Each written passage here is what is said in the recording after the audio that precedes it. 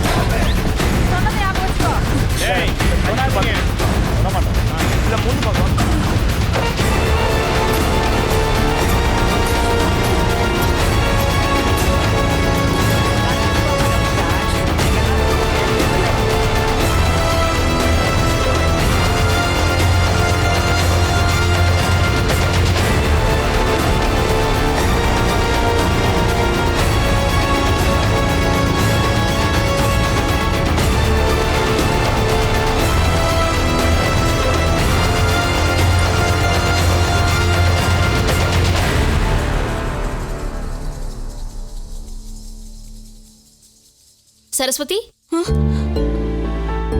என்னாச்சு? போர் அடிக்குதா? ஆமா, ரொம்ப போர் அடிக்குது.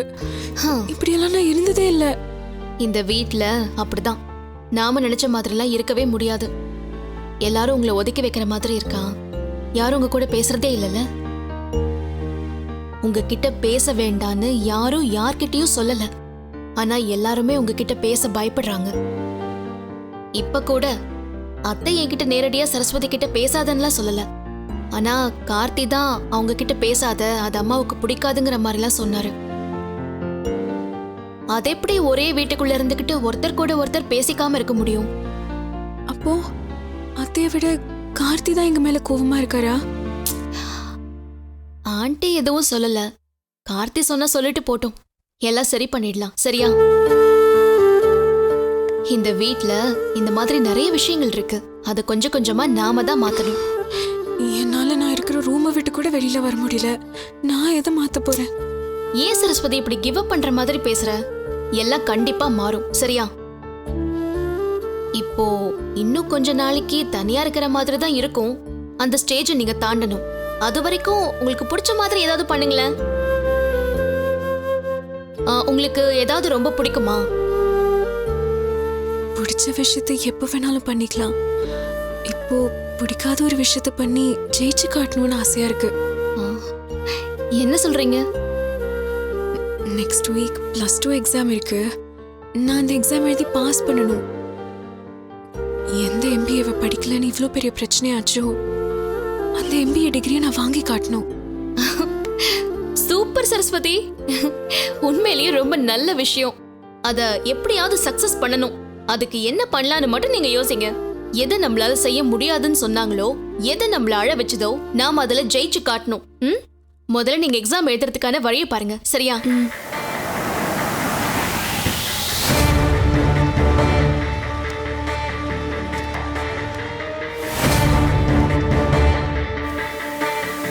மாம்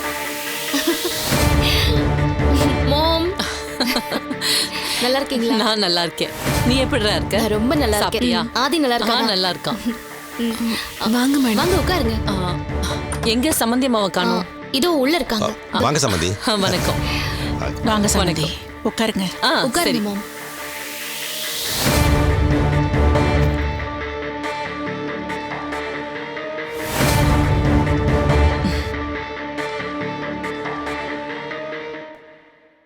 ஒன்னும் இல்ல, நீங்க ஹாஸ்பிட்டல்ல இருக்கிறப்போ கணக்கு வழக்கெல்லாம் நான் தான் பார்த்தேன்.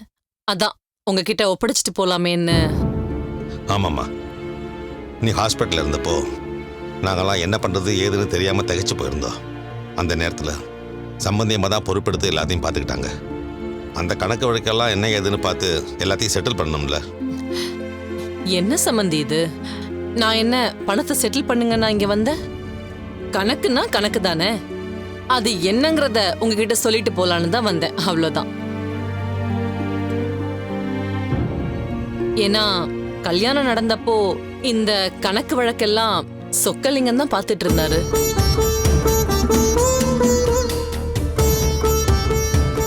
அதுக்கப்புறம் எல்லாம் கொலாப்ஸ் ஆகி நான் டேக் ஓவர் பண்ணி சரி பண்ணேன். மொத்தமா எவ்வளவு செலவாயிருக்கு? மண்டபத்துல ஒரு 40 lakhs and சம்திங், அப்புறம் ஹாஸ்பிட்டல்ல ஒரு 9 lakhs and சம்திங். எல்லா கணக்கும் டீட்டெயிலா இந்த டைரியில எழுதி வச்சிருக்கேன். எனக்காக நீங்க இவ்வளவு எடுத்து பண்ணிருக்கீங்க, ரொம்ப பெருமையா இருக்கு. ரொம்ப சந்தோஷம் சம்மந்தி. சம்மந்தி, இதுல என்ன இருக்கு? இல்ல கணக்குன்னா கணக்கு தான். நான் கார்த்திக் கிட்ட சொல்லி எவ்வளோ ஆச்சோ அதை உங்களுக்கு செட்டில் பண்ண சொல்லிடுறேன். என்ன பேசுறீங்க சம்மந்தி? எனக்கு நீங்க கணக்கு செட்டில் பண்றீங்களா? என்ன இருந்தாலும் பணம் சம்மந்தி. இன்னைக்கு இல்லைனாலும் நாளைக்கு ஒரு பேச்சு வந்துடக்கூடாதுல்ல. இத பாருங்க, எல்லாரையும் ஒரே இடத்துல சமமா வச்சு பார்க்காதீங்க. சொக்கலிங்கம் அப்படி நடந்துகிட்டாருன்னு என்னையும் அப்படிதான் பாப்பீங்களா? எவ்வளவு அசிங்கமா இருக்கு சம்மந்தி. இதை விட என்னை கேவலமா அவமானப்படுத்த முடியாது. சம்மந்தி, அவங்களுக்கும் எங்களுக்கும் எதுவும் இல்லைன்னு ஆயிடுச்சு. நம்ம பிரச்சனையில இப்ப எதுக்கு தேவையில்லாம அவங்கள இழுக்கிறீங்க? பின்ன என்ன சம்மந்தி, ஒரு சின்ன பிரச்சனைக்கே பத்திரத்தை கொண்டு வந்து சம்மந்தி கால்ல வச்சுட்டு போனாரு. அந்த மாதிரி என்னையும் ட்ரீட் பண்றீங்களா?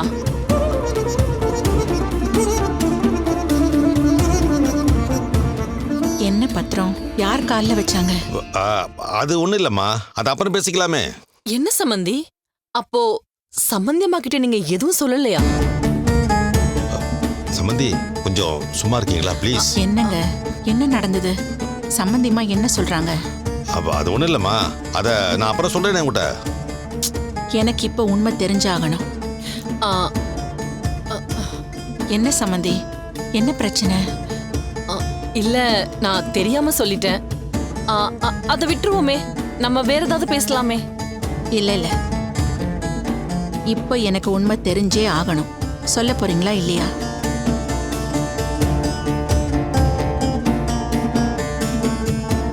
உண்மையை சொல்றதுக்கு யாருக்காகவும் எதுக்காகவும் பயப்பட தேவையில்லை. நீங்க எதுக்கு தயங்குறீங்க? எனக்கு என்னங்க தயக்கம் இருக்கு? நான் யாரோட பணம் காசையும் ஏமாத்துனது இல்ல, நம்பின யாரையும் சீட் பண்ணதும் இல்ல. தமிழ் தான் 20 லட்சம் ரூபாய உங்க கம்பெனி கிளைண்ட் இருக்கார்ல, ஆற்காடு கமால் பாய், அவர்கிட்ட கடன் வாங்கி சொக்கலிங்கம் அடமான வச்ச வீட்டு பத்திரத்தை திருப்பி கொடுத்திருக்காரு.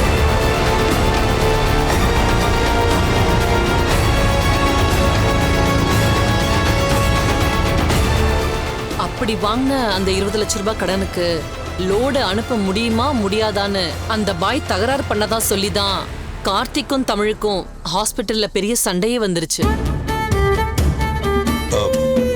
என்ன? இல்லம்மா, இப்பதானே நீ ஹாஸ்பிட்டல் இருந்து டிஸ்சார்ஜ் ஆகி வந்திருக்க. உனக்கு உடம்பு கொஞ்சம் நல்லா அப்புறம் சொல்லலாமேன்னு இருந்த.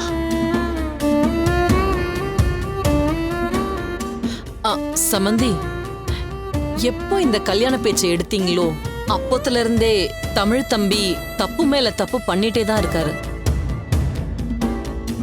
நீங்க தான் அவரை கண்டிச்சு இந்த மாதிரி பிரச்சனை இல்லாம சரியா நடந்துக்க சொல்லணும். இல்லனா கம்பெனியா இருக்காது. இங்க பாருங்க, அது கம்பெனி நிர்வாகம் தானே. அதுல தமிழ் என்னைக்குமே தப்பு பண்ண மாட்டான்.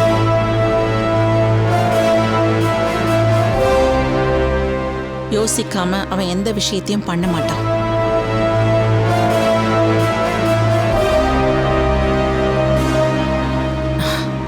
அது இல்லாம கம்பெனி விஷயத்த நாம இங்கே டிஸ்கஸ் பண்ண வேண்டாம்.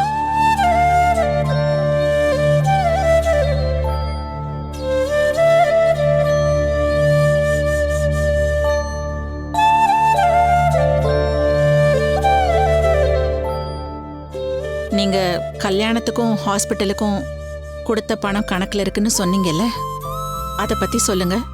நான் உங்களுக்கு செட்டில் பண்ண சொல்லிடுறேன். உங்க அமௌண்ட்டை கணக்கு பார்த்து கார்த்திக் கொடுத்துருவான்.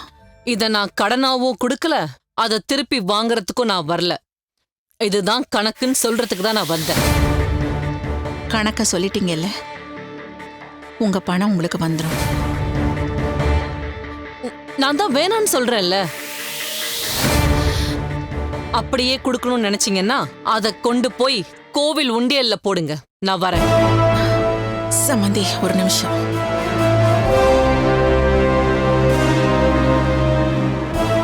அந்த பணத்தை கோயில் உண்டியல்ல தான் போடணும்னு நினைச்சீங்கன்னா அதை உங்க கையாலேயே போட்டுருங்க.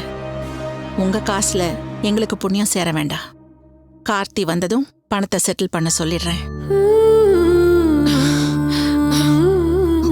மாம்,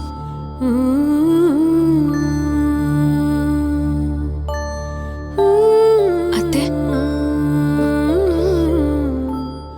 நான் பயந்துட்டு இருந்தேன். நல்ல வேளை நீங்க அவரை விட்டு கொடுத்து பேசல. தேங்க்ஸ் அத்தை. அவன் உனக்கு புருஷன் ஆகிறதுக்கு முன்னாடியே எனக்கு புள்ள. என் பையனை யாருக்காகவும் எதுக்காகவும் யாருக்கிட்டையும் விட்டு கொடுக்க மாட்டேன்.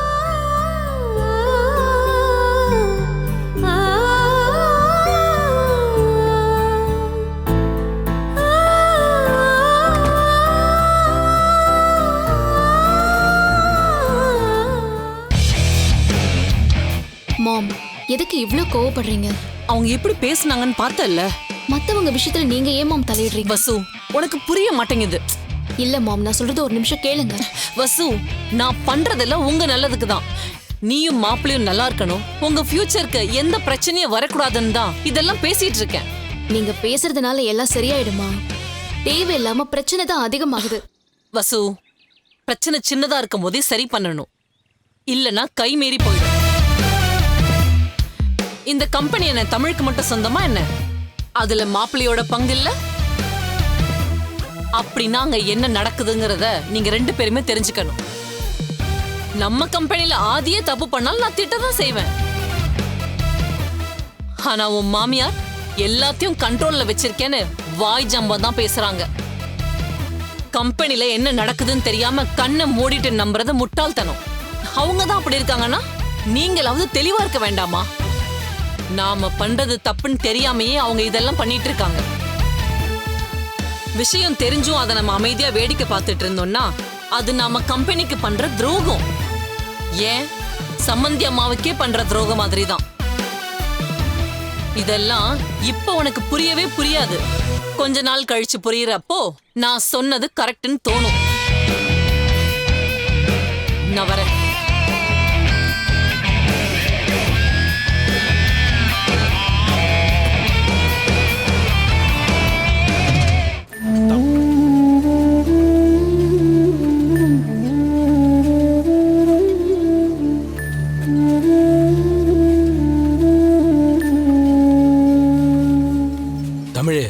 என்னதான் இருந்தாலும் கார்த்தி அப்படி பேசிடக்கூடாதுப்பா.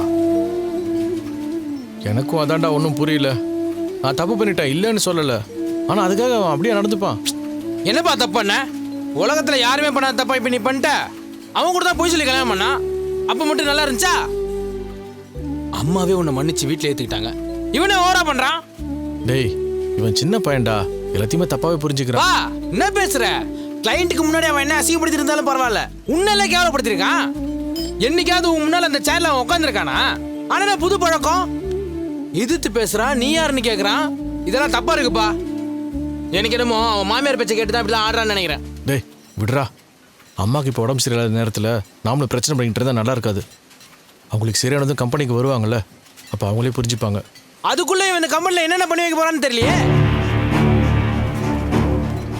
தம்பி, என்னப்பா ஏதாவது பிரச்சனையா? இல்லைண்ணே, அதெல்லாம் ஒன்றும் இல்லை. இல்லப்பா, எதையுமே எங்ககிட்ட மறைக்க மாட்டீங்களே. அவன் சொல்ல மாட்டானே. அவன் தம்பி எப்படி விட்டு கொடுப்பான்? அந்த கார்த்தி பையன் நம்ம தமிழ் எவ்வளவு அசிங்கப்படுத்தினா தெரியுமா? பார்த்தேன் தம்பி, நீங்க உள்ள போயிட்டு கிளைண்டோட வெளியில வரும்போது உங்க முகமே சரியில்லை. அப்பவே ஏதோ பிரச்சனை நடந்திருக்குன்னு நான் நினைச்சேன். கொஞ்ச நாளாவே கார்த்திக் தம்பி நடந்துக்கிறது எதுவுமே சரியில்லை தம்பி. வேலை பார்க்குறவங்க கிட்ட கனிவா இல்லை, மூஞ்ச காமிக்கிறாரு. நம்ம கம்பெனியில் இதுக்கு முன்னாடி இப்படி நடந்ததே இல்லை தம்பி. தம்பி, நான் வேணா அப்பா கிட்ட இது விஷயமா பேசட்டுமா? ஐயோ அண்ணே, அப்பா கிட்ட இதை பற்றிலாம் எதுவும் சொல்ல வேணாம். இல்லை தம்பி, எதுவுமே ஆரம்பத்தில் சரி பண்ணிட்டா பிரச்சனை பெருசாகாதுல்ல. இல்லைண்ணே, எல்லாத்த விட நமக்கு அம்மா தான் முக்கியம். இப்போ அவங்க இருக்கிற கண்டிஷனில் இது எல்லாத்தையும் அவங்க கிட்ட சொல்லிட்டு இருக்க முடியாது. நீங்கள் விடுங்க, இது எப்படி சரி பண்ணலாம் நான் பார்த்துக்கிறேன். சரிப்பா.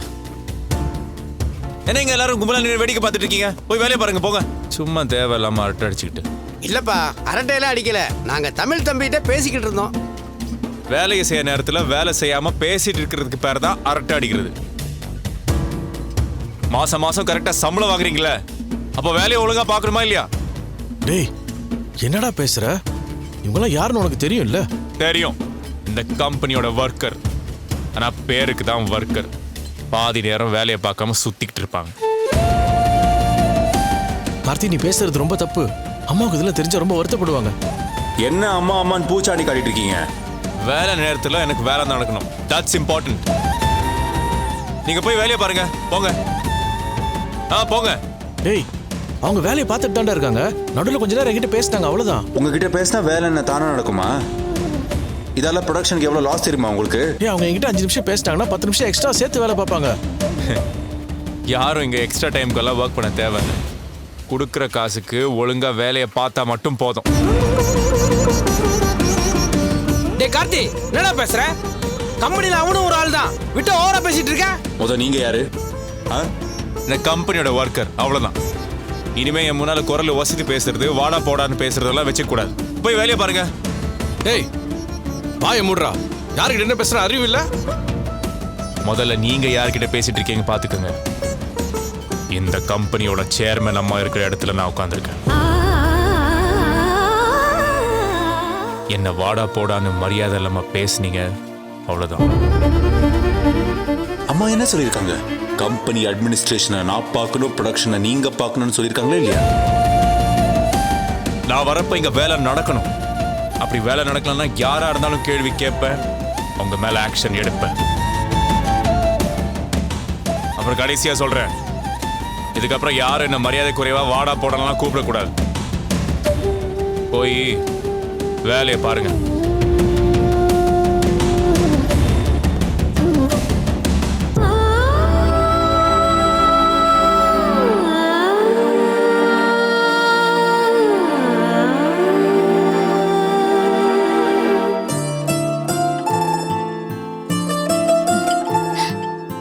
சாப்பாடு எதுக்கு அபி உனக்கு இந்த சிரமம்? இல்ல, அம்மா தான் கொடுத்துட்டு வர சொன்னாங்க.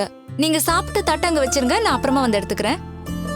அபி, அவருக்கு அது வழக்கமா கம்பெனிக்கு அனுப்பிச்சு வச்சிருவோம், அவங்க அங்கேயே சாப்பிட்டுக்குவாங்க. ம்.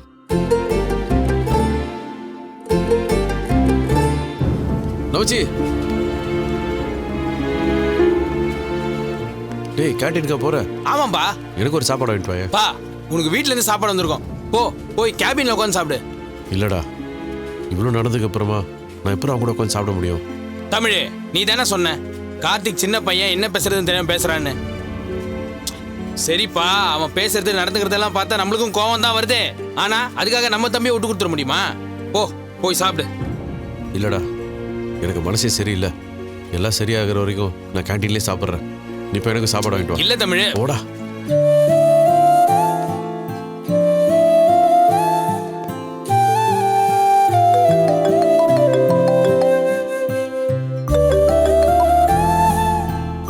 ஹலோ சரஸ்வதி, சாப்பிட்டீங்களா? இல்ல இனிமேல் தான். நீ? இப்போதான் அபி வந்து கொடுத்தாங்க. உங்களுக்கு சாப்பாடு கம்பெனிக்கு வந்துருச்சா? வந்துருச்சு, இன்னும் கொஞ்ச நேரத்தில் நான் சாப்பிட்ருவேன். நீ சாப்பிட்ரு. இல்லைங்க, சாப்பிட்றதுக்கு முன்னாடி ஒரு சந்தோஷமான விஷயம், அது உங்ககிட்ட சொல்லிட்டா நிம்மதியா சாப்பிடுவேன். என்ன? ஒன்றும் இல்லைங்க, சந்திரகலா வீட்டுக்கு வந்திருந்தாங்க. கணக்கு வழக்கு ஒப்படைக்கிறேன்ற பேர்ல ஆர்காட்ல இருக்கிற கிளையண்ட் கிட்ட நீங்க 20 லட்சம் ரூபாய் பணத்தை வாங்குறீங்கிறத அத்துக்கிட்ட போட்டு கொடுத்துட்டாங்க. தெரியும், கண்டிப்பா அப்படிதான் சொல்லிருப்பாங்க. ஆனா அத்தை உங்களுக்கு கொஞ்சம் கூட விட்டு கொடுக்கலங்க. என் பையனுக்கு என்ன பண்ணோம் நல்லாவே தெரியும். அவன் எடுக்கிற முடிவுல யாரும் தலையிட தேவையில்லைன்னு அடிச்சு சொல்லிட்டாங்க. கேட்கறதுக்கு ரொம்ப சந்தோஷமா தான் இருக்கு. அம்மா எப்பவுமே என்ன விட்டு கொடுக்கவே மாட்டாங்க சரஸ்வதி. அதாங்க, நானும் போய் அவங்க கிட்ட அவரை புரிஞ்சுக்கிட்டதுக்கு ரொம்ப தேங்க்ஸ் அத்தைன்னு சொன்னேன். உனக்கு புருஷன் ஆகிறதுக்கு முன்னாடி அவன் என் புள்ள. அவனை யார்கிட்டயும் எப்படி விட்டு கொடுக்காம பாத்துக்கணும்னு எனக்கு தெரியும்னு மூஞ்சில அடிச்ச மாதிரி பேசிட்டாங்க. ஐயோ, நீங்க ஏன் வருத்தப்படுறீங்க? எனக்கு இதுல சந்தோஷம் தாங்க. சுருக்குன்னு என்ன சொன்னாலும் அவங்க உங்களை விட்டு கொடுக்கல, அதுதாங்க வேணும். நீ ஒன்றும் கவலைப்படாத, அவங்க ஒன்னையும் விட்டு கொடுக்க மாட்டாங்க.